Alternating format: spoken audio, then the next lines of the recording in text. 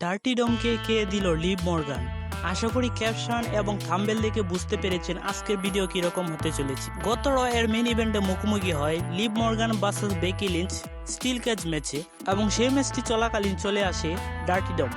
Dirty ডম এসে যখনই দরজাটা খুলে দেয় তখনই বের হওয়ার সময় হয়ে যায় বেকি লিঞ্চের, কিন্তু ব্রন স্ট্রোম্যান এসে জাজমেন্ট ডে সদস্যদের অ্যাটাক করার ফলে দরজাটি লেগে যায়। বেকি লিঞ্চ ব্যথা পেয়ে যায় এবং সরে যায়, এবং সেই ম্যাচে জয়লাভ করে লিভ মর্গান। এবং সেই ম্যাচটিতে লিভ মর্গান পুরো কৃতিত্ব দিতে চায় ডার্টি ডমকে, মানে সে বুঝাতে চেয়েছে যে ডার্টি ডমের কারণেই সে আবার ম্যাচটিতে জিততে পেরেছে, এবং সে ডার্টি ডমকে লিপ কিস করে বসে কিছুক্ষণ পর্যন্ত, এবং ডার্টি ডম সেটি খুব ভালো চোখে দেখে না এবং সে অনেক রাগ পেয়ে যায়। ডার্টি ডম হয়তো লিভ মর্গানের সাথে আস্তে আস্তে ধীরে ধীরে কাজ করতে শুরু করবে।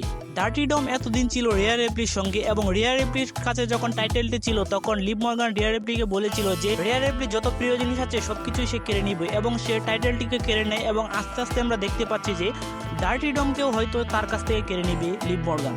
আমাদের চ্যানেলে নতুন হয়ে থাকলে অবশ্যই ভিডিওটিতে লাইক, কমেন্ট এবং সাবস্ক্রাইব করে পাশে থাকবেন।